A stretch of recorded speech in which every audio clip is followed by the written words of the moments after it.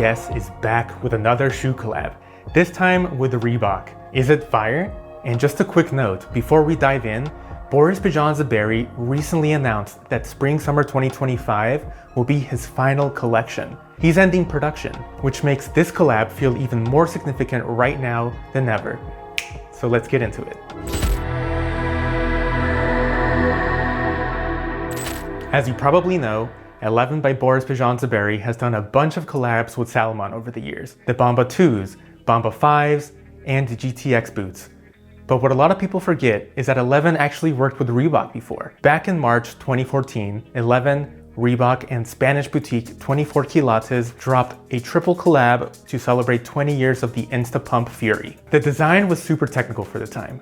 Black and white with geometric overlays and subtle overstitching. It even had a carbon fiber plate underneath. This is really advanced for the time. And because of the limited drop and triple name tag, it was very hard to get your hands on.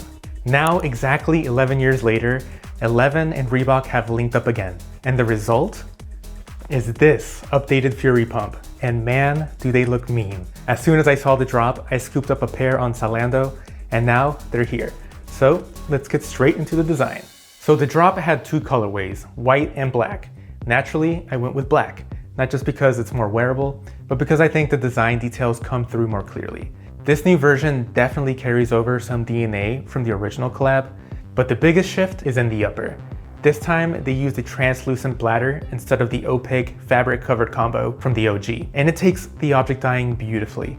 On the black pair, it creates this wild greenish color variation, almost like molten licorice or frosty glass candy. I love the way the light hits it here. The sole also got a serious upgrade. Instead of the flatter treads from the Quilates version, this one borrows a chunkier, more aggressive sole akin to the Reebok Disruptors. It's bold, adds height, and just gives the shoe a way more aggressive look. This is probably one of the coolest treads I've seen in a while. Another nice update I noticed is there's now an actual strap on the toe, a direct nod to Boris's original Bomba design. The old version had a strap graphic printed on it. It wasn't an actual strap, but on this one it's fully dimensional. And underneath, we've got carbon fiber plating again, this time with the 11 logo stamped on it. It looks sick. Now let's talk about sizing. When it comes to sneakers, I usually fall between a 43 and a 44, depending on the brand. For Nike, Hoka, I size up to 44. These didn't have a 44 in stock, so I grabbed the 43. And I'm glad I did, because they fit spot on. So these, I definitely recommend going true to size. Now let's talk about comfort and build quality. Comfort-wise, these are solid. The outer sole isn't vibrant though, or anything special. So let's see how these hold up over time. Build quality is decent overall, though I'd say it's a step down from the Salomon collabs, in terms of materials and finish, I mean. But then again, Salomon is a more premium brand, and for 200 euros, they're more accessible than the 11 and Salomon collabs. Now, let's try them on and check out some styling. First, I'm trying them on with these 69 joggers. I think they fit perfectly at home here with the Fury pumps, giving plenty of space for the shoe to stand out, and it's just a sick, casual, comfy look. Next, let's try dressing them up a bit with some wider pants. Seeing as I wanted a good pair of beaters for the summer, here I'm wearing them with some basic Lululemon regular cut pants. It's not my favorite look, but it gets the job done, and honestly works well with a casual day's outfit. Last, let's try them on with some shorts. Here I'm wearing them with some 2016 11 by BBS shorts, and they look tough. That outsole just looks so aggressive. Alright, so final thoughts. What do I really think?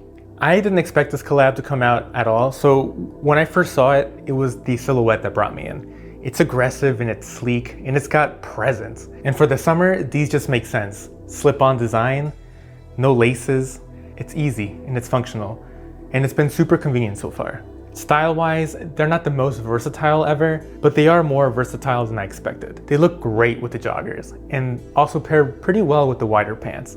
Definitely something you can work into different summer fits for a solid summer beater. These fit the bill. And I gotta mention this. A few days ago, Boris Bejan announced that his spring and summer 2025 collection will be his last. He's stepping away, ending production, and closing a huge chapter in avant-garde fashion. Whether you've followed him since the early 11 days or came in through with the Salomon collabs, his influence has been massive.